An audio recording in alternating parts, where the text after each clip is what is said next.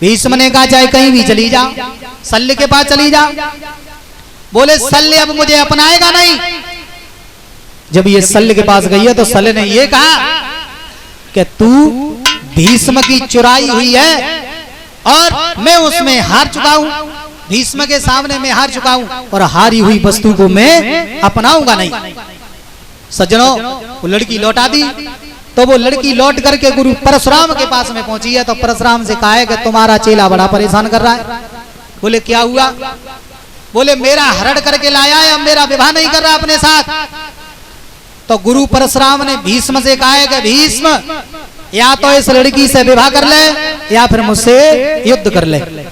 एक बात और कहूं, परशुराम बाबा भीष्म के गुरु थे।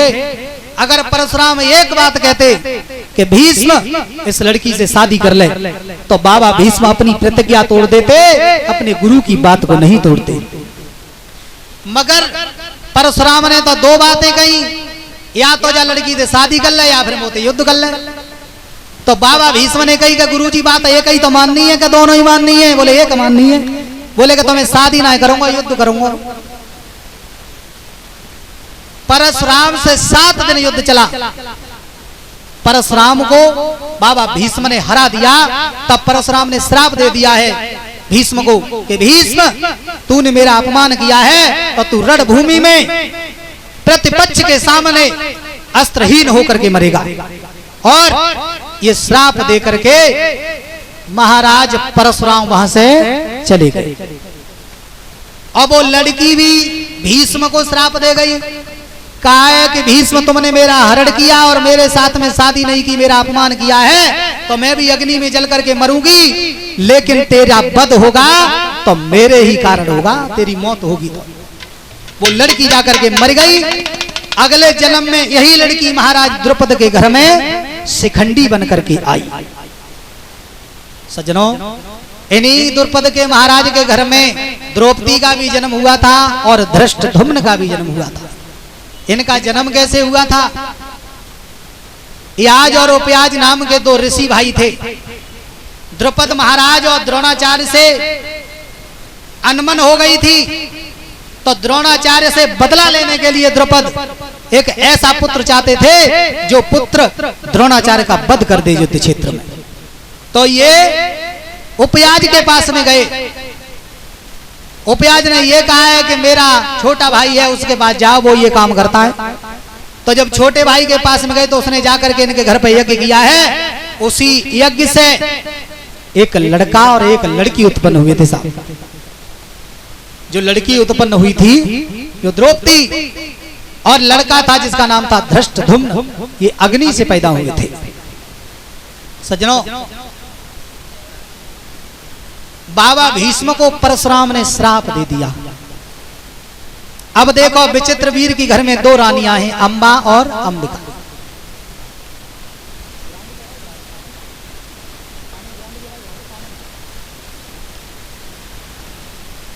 सत्यवती जो थी, एक तो पुत्र मर गया, एक पति भी चले गए, तो सत्यवती बड़ा दुखी रहती थी।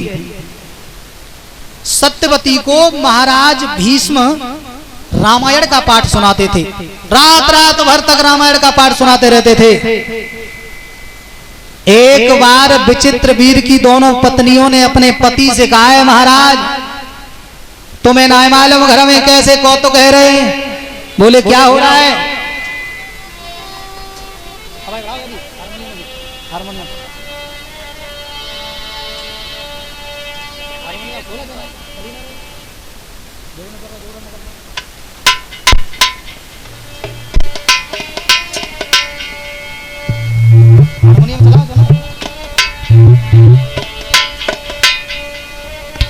अरे साजन है रे मन के चीते,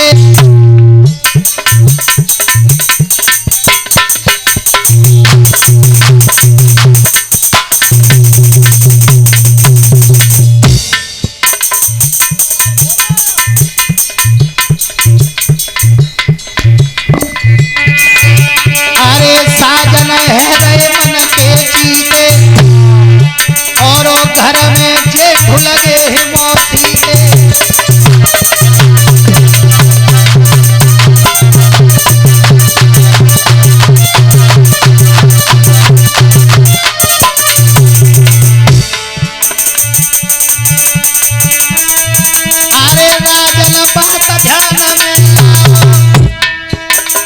इन दोनों की जांच करवाओ।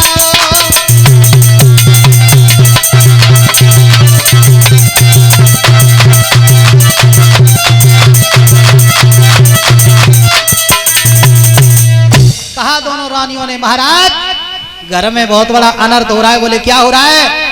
बाबा भीष्म और माता सत्यवती के साथ पता नहीं क्या कौतुक करते हैं रात रात भर। विचित्र वीर के मन में पाप पैदा कर दिया औरतों ने। एक बात और कहूं, भाई भाइयों में प्यार तो बहुत होता है, चाहे चचेरे हो, चाहे एक माँ के हो और चाहे ततेरे हो साहब, लेकिन प्यार तो बहुत होता है। या तो प्यार पड़ोसी खत्म करता है या फिर जो घर में आए ना जाती वो खत्म करती है। प्यार तो बहुत होता है। वही काम यहां कर दिया, उन्होंने भड़का दिया अपने पति को, भीष्म के प्रति जहर घोल दिया। आज विचित्र वीर घर के पीछे जो झरोके होते हैं उन झरोकों से झांक करके देख रहा है कि देखते हैं कि भीष्म क्या करते हैं मैया के साथ। बाबा भीष्म मैया सत्यवती को रामायण का पाठ पढ़ा रहे हैं। माता सत्यवती रामायण सुनते सुनते सो गई। चारपाई से दोनों पैर नीचे लटक गए और जैसे ही दोनों पैर नीचे लटके, बाबा भीष्म ने कर्म कौन सा किया?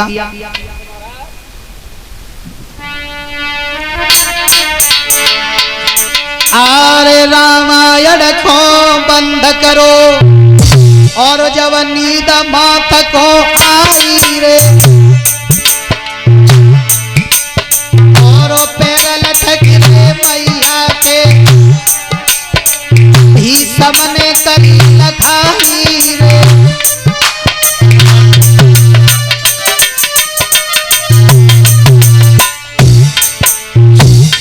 दोनों पैर मैया के नीचे लटक गए तो बाबा भीष्म ने रामायण को तो बंद कर दिया। सोचा मैया के पैर नीचे लटक गए हैं, सोते हुए माँ के पैरों से अगर मैं हाथ लगाऊंगा तो मुझे पाप लग जाएगा, इसलिए भीष्म ने हाथ नहीं लगाया।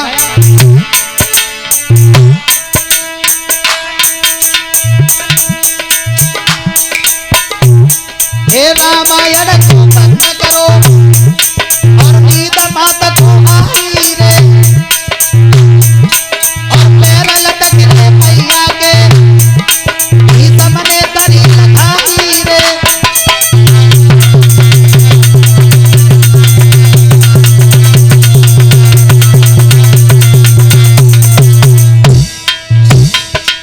भीष्म ने देखा कि माँ के पैर लटक रहे हैं। उसी समय जहाँ मैया के पैर हटे, वही तीनों शीश झुकाई रे, और शीश के ऊपर पैर धरे, कोई ले गया धरा।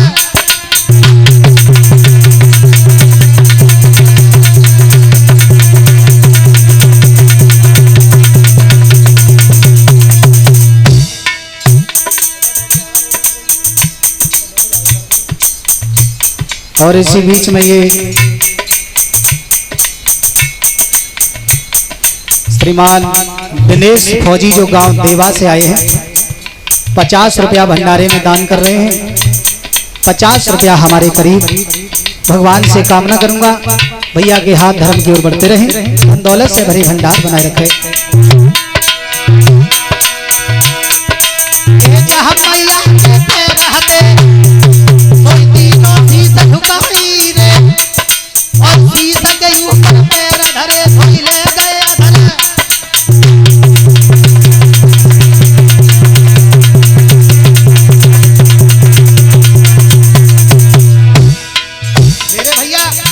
जैसे ही पैर सिर पर रखे और उठा करके क्या किया, ये सोच समझ के बाबा ने और मन में युक्ति बनाई रे, और दो पैर तब मैया के पलंगा पे धरे जमाई रे।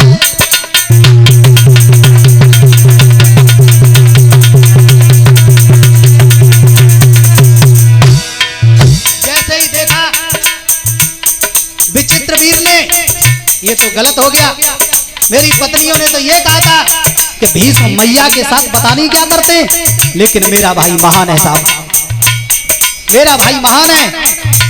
मेरे भैया ने मैया के पैरों से हाथ भी नहीं लगाया, सर पर पैर रखे चारपाई पर रख दिए।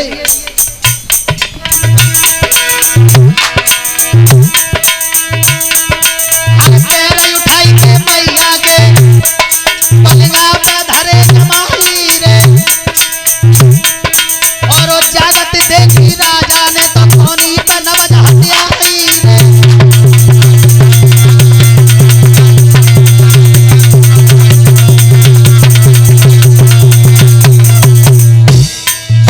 मेरे भैया जैसे ही ये कर्तव्य देखा है विचित्र वीर ने, तो नवज जहां बोल रही तो जहां की जगह पौड़ी पे झटका मार गई।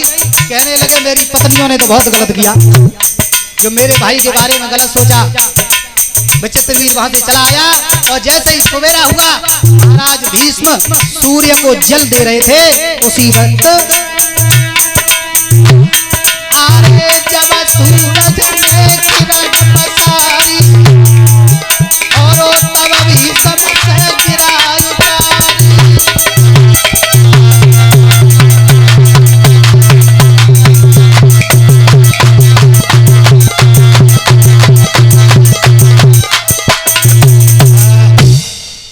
भक्तजनों, विचित्र वीर ने देखा कि मेरी पत्नियां तो गलत कह रही थी, मेरा भैया गंगा जल की तरह से पवित्र है।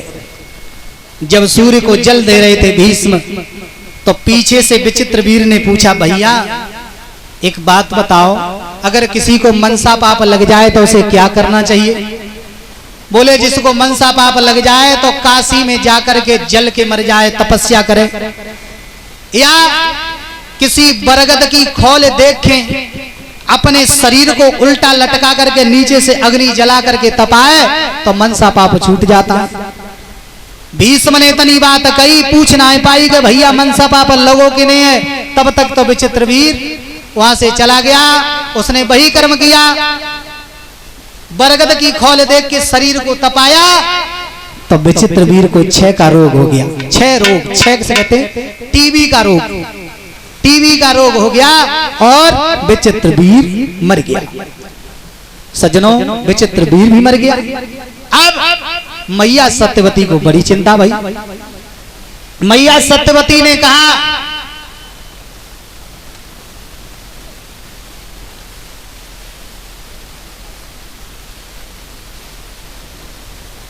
बाबा भीष्म से कहा, मैया सत्यवती ने, बेटा चित्रांगद भी नहीं रहा, विचित्र वीर भी नहीं रहा, वंश में कोई भी उत्पन्न नहीं हुआ,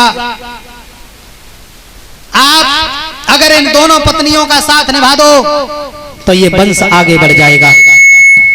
तो भीष्म ने कहा, मैया मैं तो प्रण ले चुका हूं, मैं ऐसा काम नहीं करूंगा। तो माता सत्यवती ने अपने सबसे बड़े पुत्र वेद व्यास का ध्यान किया, जिसका नाम था श्री कृष्ण द्वैपायन।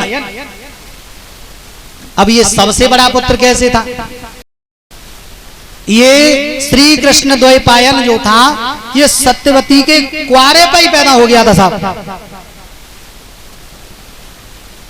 एक बार पाराशर नाम के ऋषि जो थे वो आए, तब ये सत्यवती नाव चला रही थी। पिता इसका बीमार हो गया था, निषाद। कुछ लोग ये कहते हैं कि निषाद भोजन कर रहा था, कहा था कि मैं भोजन छोड़ के जाऊंगा तो भोजन श्राप देगा, बेटी तू ही जाकर के नाव चला। ऐसा महाभारत में नहीं लिखा है। सबल सिंह चौहान ने जो महाभारत लिखा है उसमें यह लिखा है कि निषाद राज को रोगों ने घेर लिया, तो सत्यवती नाव चलाया करती थी। पाराशर ऋषि, जिसे बड़े बूढ़े पारारिक कहते थे, पारारिक नाम किसी भी पुराण में नहीं आया है, पाराशर नाम है साहब। पाराशर, पाराशर ऋषि जो थे ये शक्ति के पुत्र थे, और पाराशर उस नदी पे आए तो बेटी जब नाव चला रही थी, उस नाव में बैठा करके पाराशर को जैसे ही वो लेके चली, जैसे ही बीच धारा में पहुंचे हैं, सो पाराशर की नियति खराब हो गई। लेकिन खराब क्या हो गई? बड़े ही ये ऋषि जो थे सूक्ष्मदर्शी थे साहब। अपनी शक्ति से उन्होंने ये जांच कर ली कि इसके गर्भ से तो बहुत ही विद्वान पुत्र पैदा होगा। तो पाराशर ने रक्तदान की भिक्षा मांगी उस लड़की से।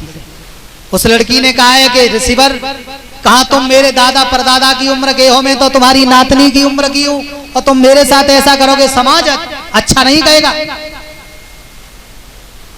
ऊपर से आकाश में देख रहा है, आकाश में देवता देख रहे हैं, नीचे से जल में वरुण देव देख रहे हैं। तभी तो कहते हैं अपने मंत्र शक्ति से जल में एक मंत्र फूंक करके मारा तो जल पे काई प्रकट कर दी और आकाश में कोहरा प्रकट कर दिया पाराशर ने।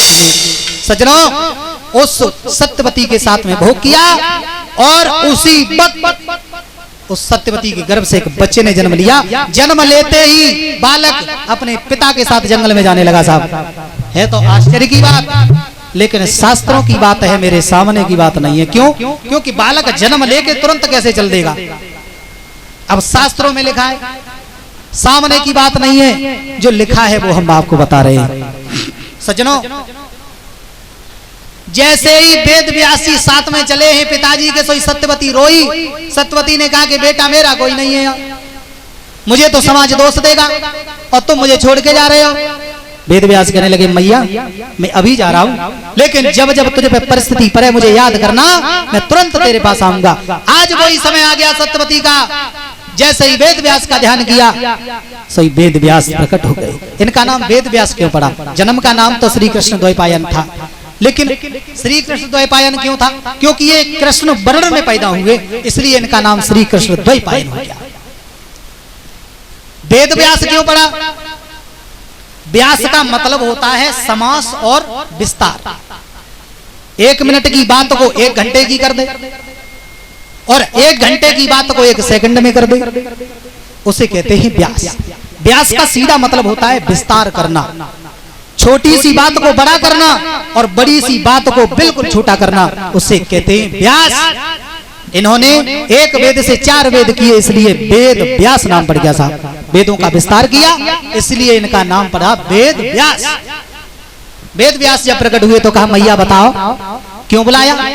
बोले बेटा मेरा वंश कैसे चलेगा, तुम इन पत्नियों का साथ निभा दो। वेद व्यास बोले, मैया मैं ऐसा तो नहीं कर पाऊंगा, लेकिन एक बात जरूर है, अपनी दोनों बहुओं से ये कह दे मेरे सामने नग्न होकर के आए तो मैं अपनी दृष्टि इन पे डाल दूंगा, इनके पुत्र जरूर पैदा होगा। एक बात और कहूं, शास्त्रों पर पर्दा पड़ा है साहब, दृष्टि डालने से पुत्र पैदा नहीं होते, लेकिन शास्त्रों पर पर्दा पड़ा है, बिना रत क्रिया के पुत्र पैदा नहीं हो सकता। शास्त्रों पर यह पर्दा डाल दिया है। सज्जनों, वेद व्यास ने कहा कि अपनी दोनों बहुओं को मेरे सामने नग्न करके भेज, एक एक करके मैं उन पर जब दृष्टि डालूंगा तो उनके पुत्र जरूर पैदा होगा। आज पहली रानी चली है तो कर्म कौन सा कर रही है?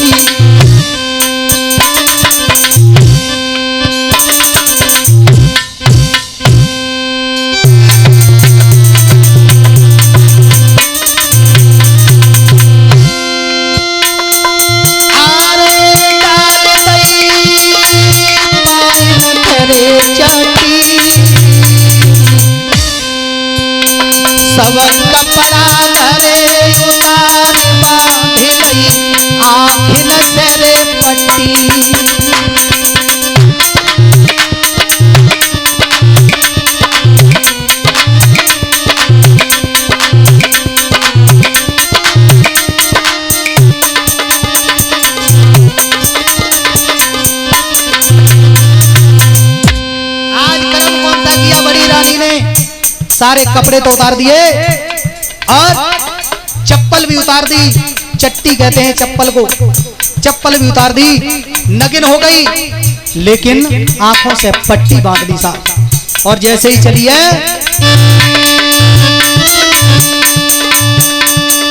आरे डाल गई पायन तेरे चट्टी,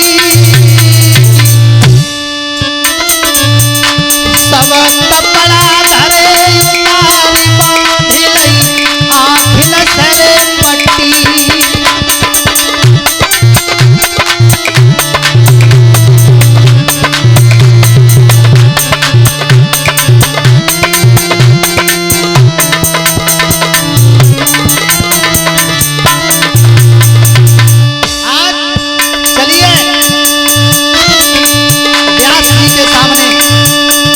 पट्टी बंधी हुई देखी है वेद व्यास जी ने, तो वेद व्यास जी ने एक बात कही, मैया आरे बचन मेरो नाय होई गोरे मंदो,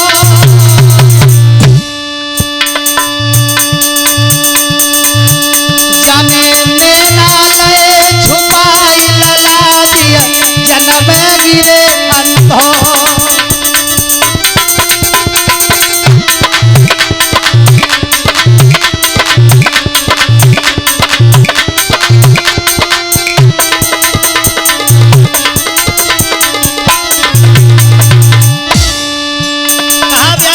जी ने मैया इसने पूरा शरीर तो नग्न है, लेकिन इसने आंखों से पट्टी बांध ली है, तो इसका बेटा तो बहुत सुंदर पैदा होगा, लेकिन आंखों से अंधा पैदा होगा। उसके बाद दूसरी रानी चली, कौन सा कर्म किया? आरे कर्म याजू करे गई न होता, सब कपड़ा धरे उतारी लगाई गई काया ते पोता।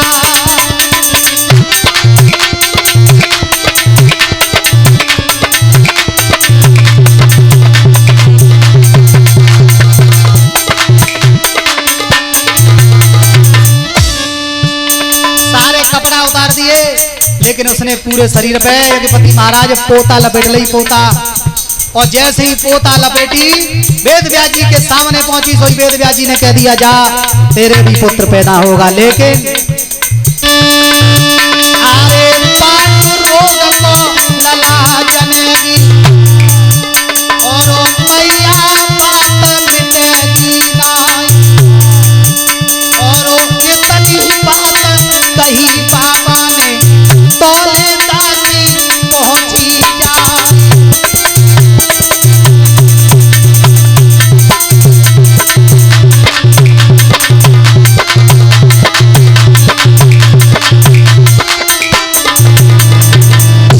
सज्जनों, जैसे ही दूसरी रानी चली है, शोभा ने सवै शरीर से पोता लपेट ली, और पोता लपेट के जैसे ही चली है वेद व्यास जी के सामने, तो कह दी जा तेरे भी पुत्र पैदा होगा।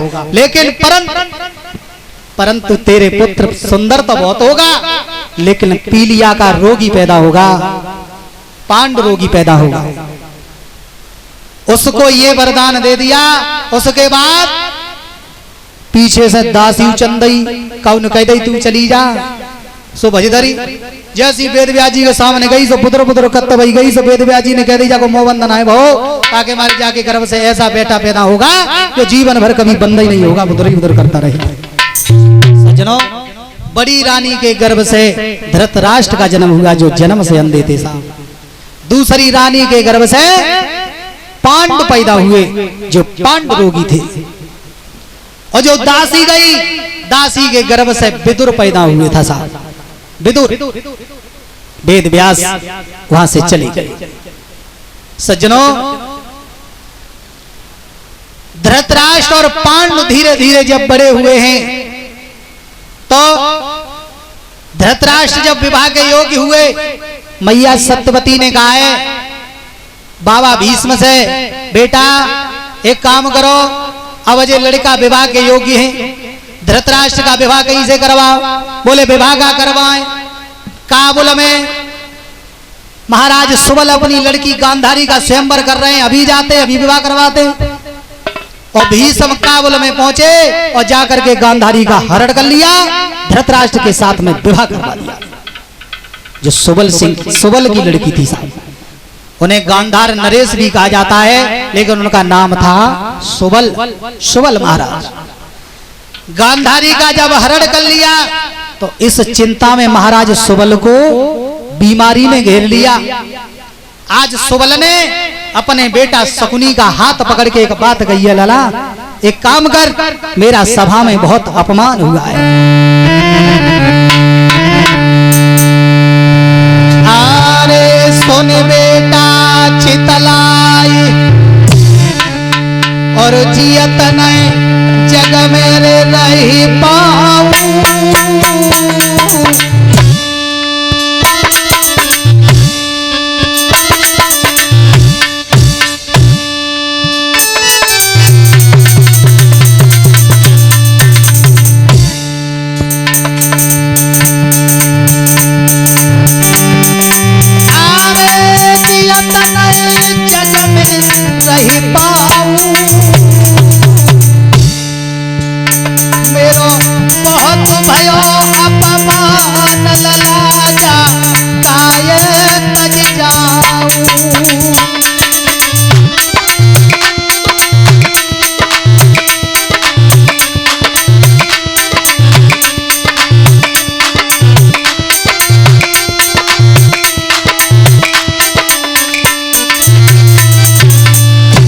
बेटा मेरा बहुत अपमान किया है भीष्म ने, भरी सभा में मेरी बेटी का हरण किया है। जिसका बाप और जिसका पुत्र जीवित हो उसके सामने अगर बेटी का हरण हो जाए तो जीने से तो मरना बेहतर है साहब।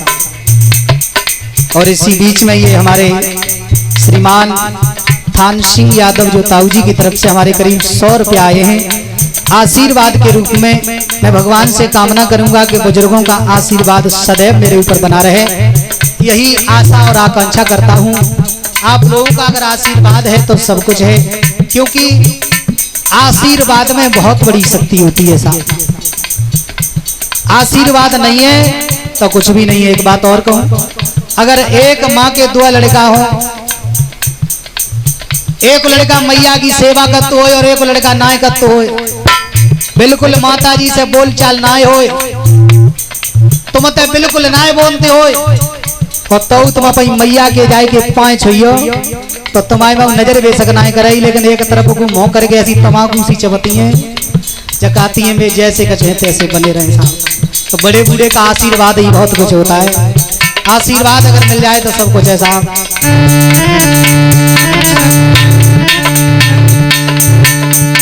एक काम कर बेटा, अरे लला मेरी हट्टी ले जाइए, कारीगर के पास लला तू फांसे बन भइए।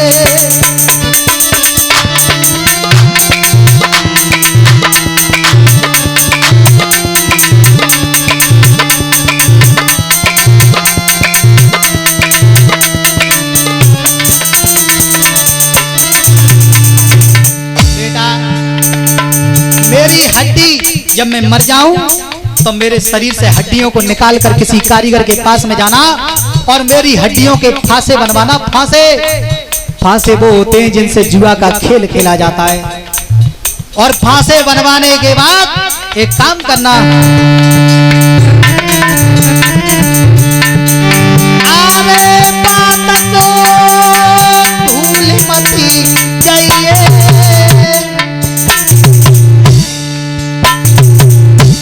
करवाई जुआ को खेल गजपुर को करी आइए।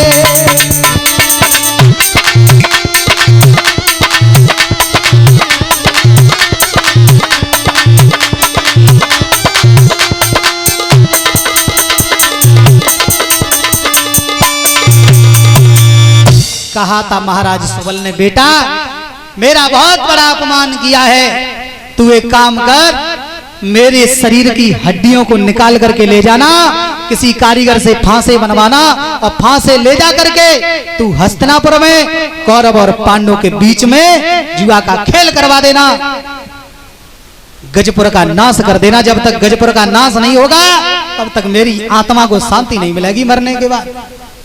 मैंने अभी कहा था ना यज्ञपति महाराज कि आत्मा को शांति ना मिलती, मरवे के बाद वो आत्मा को शांति ना मिलती है, क्योंकि ये जो संसार है ना ये माया मोह का संसार है। इसमें से प्राणी बड़ी मुश्किल से निकल पाता है। मरते दम तक भी सुबल दुश्मनी निभा रहे हैं। सज्जनों, वही तो फांसे थे जो सुबल की हड्डियों के बने हुए थे, तभी तो शकुनी जब जो चीज मांगता था फांसों से वही मिल जाती थी, क्योंकि शकुनी के इशारे पे चलते थे ये फांसे। अब आओ, धृतराष्ट्र का विवाह करवा दिया गांधारी से, पांडव का विवाह हुआ किसके साथ? महाराज सूरसेन की पुत्री थी जिसका नाम था प्रथा। इसका नाम कुंती क्यों पड़ा? सूरसेन के एक मित्र थे जिनका नाम था कुंतीभोज। उनके घर में कोई संतान पैदा नहीं हुई तो ये सूरसेन से उस कन्या को मांग लाए थे। कुंतीभोज के कारण इस लड़की का नाम कुंती पड़ गया था साहब। कुंती का विवाह हुआ था पांडव के साथ में, और जो विदुर थे विदुर का विवाह हुआ सुतपा के साथ में। सज्जनों, धीरे धीरे समय गुजर रहा है, धीरे धीरे समय गुजर रहा है। पांडु महाराज को हस्तिनापुर का राजा बनाया गया था। पहली बात तो यह है कि धृतराष्ट्र बड़े थे तो बड़ा लड़का ही राज्य का अधिकारी होता है, लेकिन धृतराष्ट्र को राजा न बना करके सभी विद्वान पुरुषों की सहमति से पांडु को राजा बनाया गया था हस्तिनापुर का। क्यों? क्योंकि धृतराष्ट्र जन्मांध थे, जन्म से अंधे थे, इसलिए अंधा राजा कैसा राज्य चला सकता है, इसलिए पांडु को राजा बना दिया था। सज्जनों, पांडु राजा बने हुए थे। एक बार महाराज पांडु ने कहा है कि हम वन विहार करने के लिए जाना चाहते हैं। तो जब वन विहार करने के लिए जाना चाहते हैं तो गए घूमने के लिए अपनी दोनों रानियों को साथ में लेकर के। सज्जनों, वन विहार किया, बहुत दिन तक वन में रहे, लेकिन एक बार घोड़ा पर सवार होकर के शिकार खेलने के लिए गए। वन में तो रहते ही थे, शिकार खेलने के लिए गए तो एक संत अपनी पत्नी के साथ हिरण और हिरनी का रूप लेकर के दोनों काम क्रीड़ा में उत्तेजित हो रहे थे साहब। पांडु महाराज ने सोचा समझी नहीं की, हिरण समझ करके, शिकार समझ करके उन्होंने बाण चला दिया। तो बाण जब दोनों के आर पार हो गया तो उन ऋषि ने श्राप दे दिया कि हम काम वासना से उत्तेजित हो रहे थे, तुमने हमारे बाण मारा है, हमारी मृत्यु हो रही है, तो हम भी तुम्हें श्राप देते हैं कि जब तुम अपनी पत्नी के साथ में कामना की दृष्टि से जाओगे, तुम अपनी पत्नी से स्पर्श करोगे तो तुम्हारी भी मृत्यु हो जाएगी। ये श्राप दे दिया। जब ये श्राप सुना सोई पांडु महाराज वहां से लौट आए हस्तिनापुर के लिए अपनी रानियों को लेकर। रानियों को लेकर के लौट आए।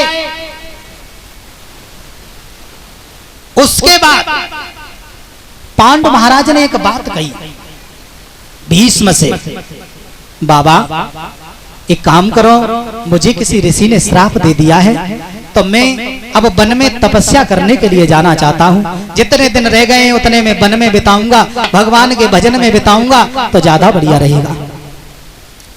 मैं जब तक वन में रहूं तब तक ये सिर का ताज अपने बड़े भाई के सिर पे देता हूँ। धृतराष्ट्र के सिर पर हस्तिनापुर का ताज देकर के पांडु महाराज अपनी दोनों रानियों को लेकर के वन में फिर चले गए।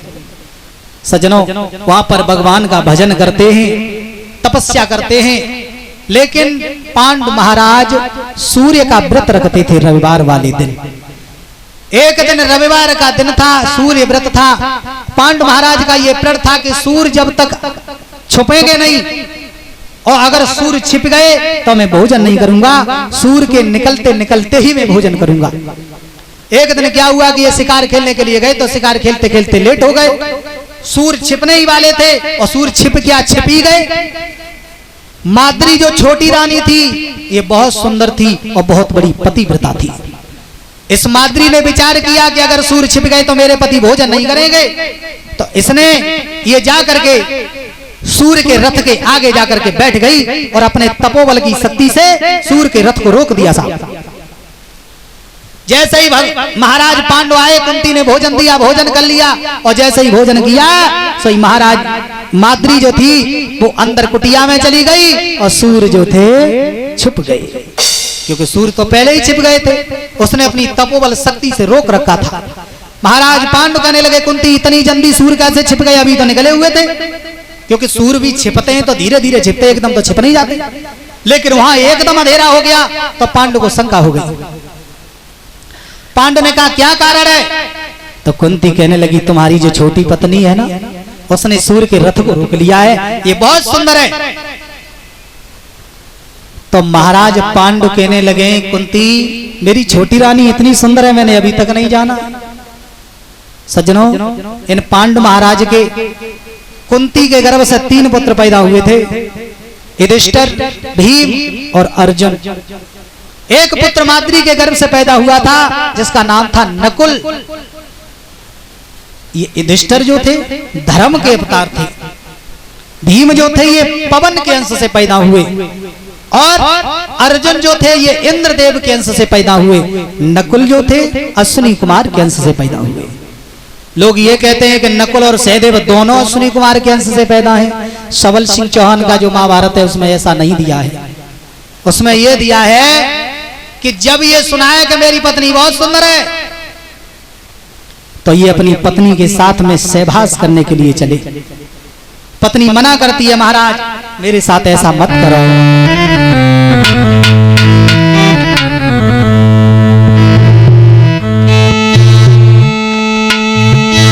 कि रानी माद्रियों कहे और पिया प्रेम से बतलाए ले, अरे हाथ बदन पे मति धरे मन दूरियते समझाए।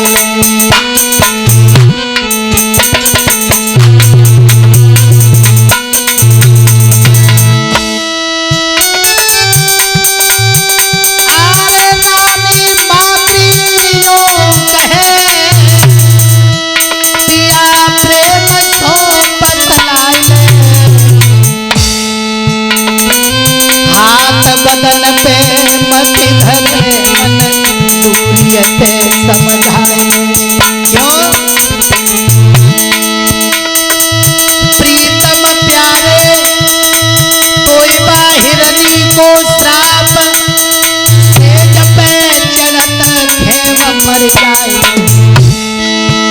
और सोई वो संग सजनिया के तेरे नाही खोए भाग, आवे चल जाए वो तू इस भाई आगे।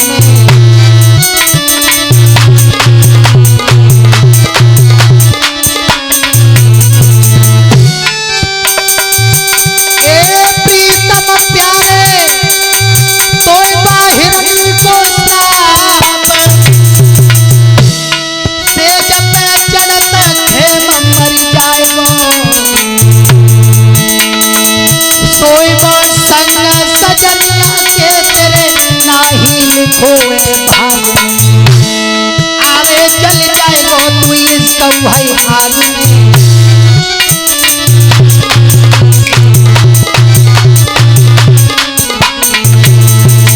रानी माद्री क्यों कहे पिया प्रेम सो बतलाए ले, अरे हाथ बदन पे मत धरे मन दूरियते समझाए।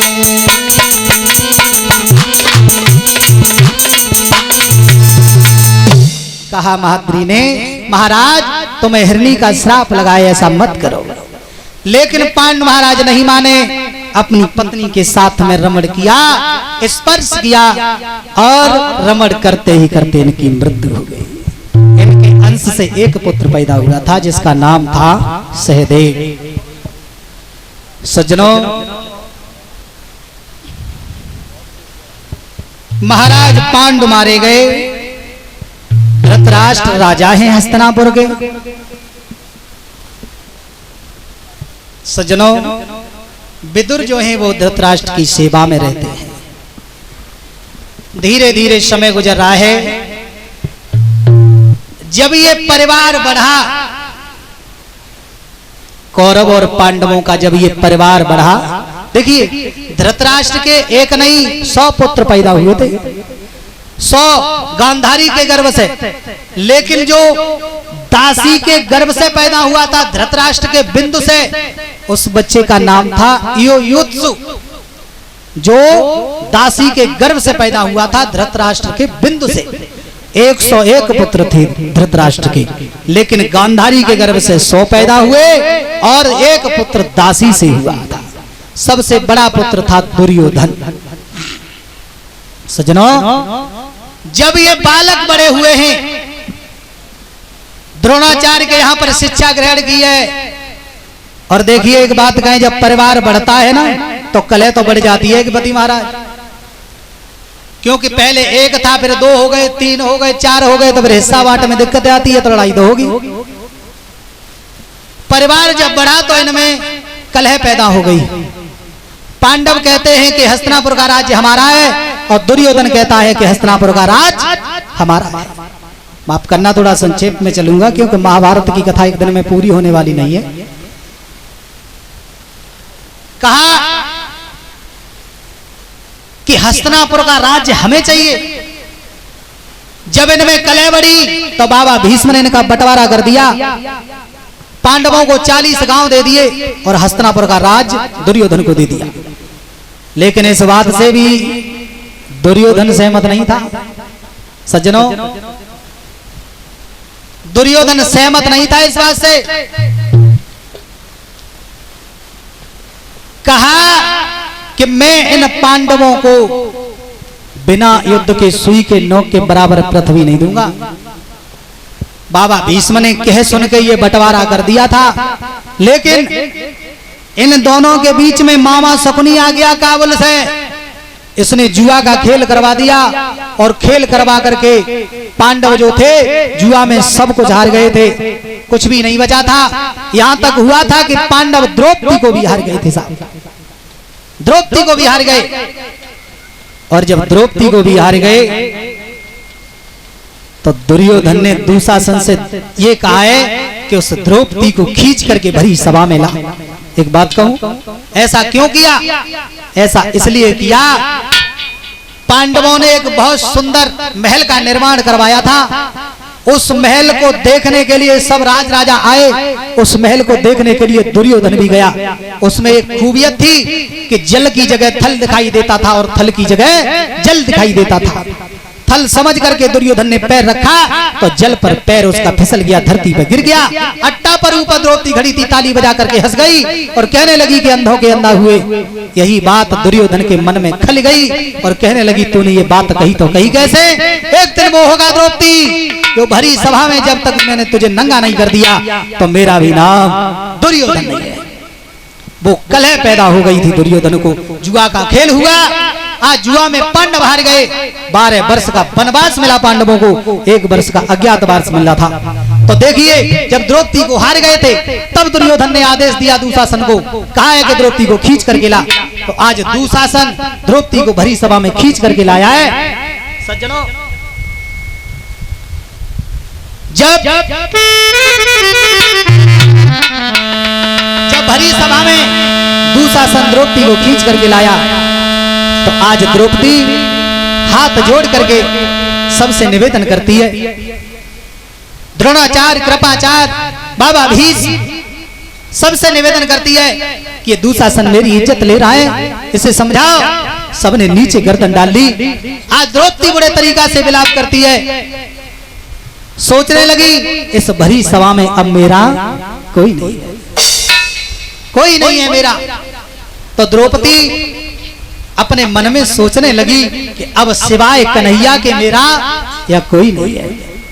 सज्जनों, द्रौपदी ने अंत में भगवान श्री कृष्ण से निवेदन किया, बैठे परिवार और कन्हैया